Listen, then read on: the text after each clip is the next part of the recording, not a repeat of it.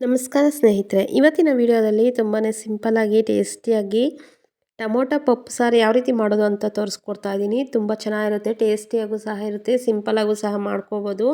ಹಾಗೆ ನನ್ನ ಚಾನಲನ್ನು ಫಸ್ಟ್ ಟೈಮ್ ಯಾರೆಲ್ಲ ನೋಡ್ತಾ ಇದ್ದೀರಾ ಒಂದು ಸಬ್ಸ್ಕ್ರೈಬ್ ಮಾಡಿ, ಹಾಗೆ ಬೆಲ್ಲೈಕನನ್ನು ಕ್ಲಿಕ್ ಮಾಡಿ. ನಾನು ಹಾಕುವ ವಿಡಿಯೋ ಮೊದಲು ನೋಟಿಫಿಕೇಷನ್ ಆಗಿ ನಿಮಗೆ ಬರುತ್ತೆ, ಮೊದಲು ನೀವೇ ನೋಡ್ಬೋದು. ಹಾಗೆ ಒಂದು ಲೈಕ್ ಮಾಡಿ. ಈಗ ನೋಡಿ, ಒಂದು ಕುಕ್ಕರಿಗೆ ಆ ಕಪ್ಪಲ್ಲಿ 1 ಕಪ್ ಆಗುವಷ್ಟು ತೊಗರಿಬೇಳೆಯನ್ನು ಬಳಸ್ತಾ ಇದ್ದೀನಿ. ಒಂದೆರಡು ಸತಿ ಚೆನ್ನಾಗಿ ತೊಳಿಬೇಕಾಗುತ್ತೆ ಬೇಳೆಕಾಳು. ಹಾಗೆ ಅರ್ಧ ಗಡ್ಡೆ ಆಗೋಷ್ಟು ಈರುಳ್ಳಿಯನ್ನು ಹಾಕ್ತಾ ಇದ್ದೀನಿ. ಹಾಗೆ 4ರಿಂದ 5 ಟೊಮೊಟೊವನ್ನು ಸಣ್ಣದಾಗಿ ಕಟ್ ಮಾಡಿಬಿಟ್ಟು ಹಾಕ್ಕೊತಾ ಇದ್ದೀನಿ. ಹಾಗೆ 7ರಿಂದ 8 ಒಣಗಿದ ಮೆಣಸಿನ್ಕಾಯಿನ ಮುರಿದ್ಬಿಟ್ಟು ಸೇರಿಸ್ತಾ ಇದ್ದೀನಿ. ನೀವು ಬೇಕು ಅಂದರೆ ಹಸಿಮೆಣಸಿನ್ಕಾಯಿನೂ ಸಹ ಬಳಸ್ಕೋಬೋದು. ಹಾಗೆ 1 ಗಡ್ಡೆ ಆಗುವಷ್ಟು ಆಲೂಗಡ್ಡೆಯನ್ನು ಬಳಸ್ತಾ ಇದ್ದೀನಿ ಸಣ್ಣದಾಗಿ ಕಟ್ ಮಾಡಿಬಿಟ್ಟು. ಹಾಗೆ ಅರ್ಧ ಟೀ ಚಮಚದಷ್ಟು ಮಾತ್ರ ಇಲ್ಲಿ ನಾನು ಧನಿಯಾ ಪುಡಿಯನ್ನು ಬಳಸ್ತಾ ಇದ್ದೀನಿ.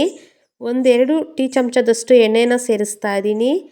ಈಗ ಇದಕ್ಕೆ ನೀರನ್ನು ಸೇರಿಸ್ಕೊಂಡು ನಮಗೆ ನೋಡಿಕೊಂಡು ಸಾಂಬಾರಿಗೆ ಎಷ್ಟು ನೀರು ಬೇಕಾಗುತ್ತೋ ಅಷ್ಟು ನೀರನ್ನು ಸೇರಿಸ್ಕೊಂಡು ಒಂದು ಸತಿ ಎಲ್ಲ ಮಿಕ್ಸ್ ಮಾಡ್ಕೋಬೇಕಾಗುತ್ತೆ.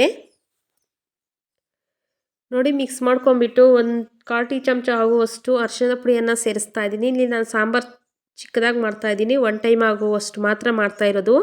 ನಿಮ್ಗೆ ಇನ್ನೂ ಜಾಸ್ತಿ ಸಾಂಬಾರು ಬೇಕಂದರೆ ಇನ್ನೂ ಸ್ವಲ್ಪ ಕ್ವಾಂಟಿಟಿಯಲ್ಲಿ ಜಾಸ್ತಿನೇ ತೊಗೊಂಡ್ರೆ ಆಯಿತು ಐಟಮ್ಸ್ ಎಲ್ಲನೂ. ಆಗ ಇನ್ನೂ ಸ್ವಲ್ಪ ಸಾಂಬಾರು ಜಾಸ್ತಿ ಆಗುತ್ತೆ. ನೋಡಿ, 3 ವಿಸಿಲ್ ಬಂದಿದೆ. 3 ವಿಸಿಲ್ ಬಂದು ತಣ್ಣಕ್ಕೆ ಆದಮೇಲೆ ತೆಗೆದು ತೋರಿಸ್ತಾ ಇದ್ದೀನಿ. ನೋಡಿ, ಬೇಳೆ ಎಲ್ಲ ಬೆಂದಿದೆ. ಈಗ ಇನ್ನೂ ಸ್ವಲ್ಪ ಸ್ಮ್ಯಾಶ್ ಮಾಡ್ಕೋಬೇಕಾಗುತ್ತೆ. ಬೇಳೆ ಜಾಸ್ತಿ ಸ್ಮ್ಯಾಶ್ ಮಾಡ್ಕೋಬೇಕು, ನುಣ್ಣಕ್ಕೆ ಇರಬೇಕು. ಏನಾದರೂ ನುಣ್ಣಕ್ಕೆ ಆಗಿದ್ರೆ ಏನು ಸ್ಮ್ಯಾಶ್ ಮಾಡ್ಕೊಳ್ಳೋ ಅವಶ್ಯಕತೆ ಇರೋಲ್ಲ. ಏನಾದರೂ ಇನ್ನೂ ಸ್ವಲ್ಪ ಬೇಳೆ ಅಂತ ಅನಿಸಿದ್ರೆ ಆಗ ಸ್ಮ್ಯಾಶ್ ಸೌಟಲ್ಲಿ ನೀಟಾಗೆಲ್ಲ ಸ್ಮ್ಯಾಶ್ ಮಾಡ್ಕೊಂಡ್ರೆ ಆಯಿತು.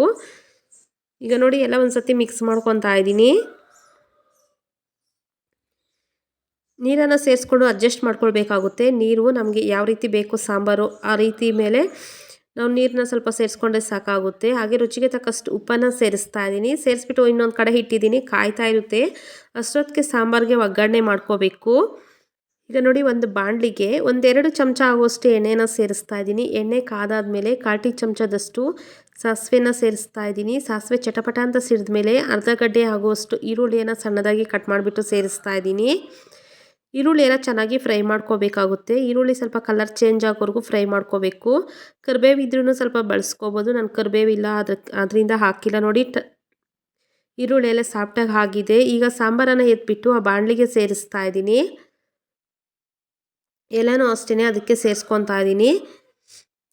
ಹಾಗೆ ಒಂದು ಸ್ವಲ್ಪ ನೀರನ್ನು ಸೇರಿಸ್ತಾ ಇದ್ದೀನಿ.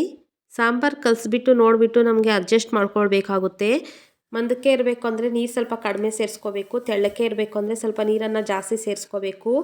ಲಾಸ್ಟಲ್ಲಿ ಸ್ವಲ್ಪ ಕೊತ್ತಂಬರಿಯನ್ನು ಸೇರಿಸ್ಕೊಂಡು ಚೆನ್ನಾಗಿ ಮಿಕ್ಸ್ ಮಾಡಿಕೊಂಡು ಒಂದು 4ರಿಂದ 5 ಕುದಿ ಬಂದರೆ ಸಾಕಾಗುತ್ತೆ, ರೆಡಿ ಆಗುತ್ತೆ ಬೇಳೆ ಟೊಮೊಟೊ ಪಪ್ಪು. ನೋಡಿ, ರೆಡಿ ಆಗಿದೆ. Thank you for the watching.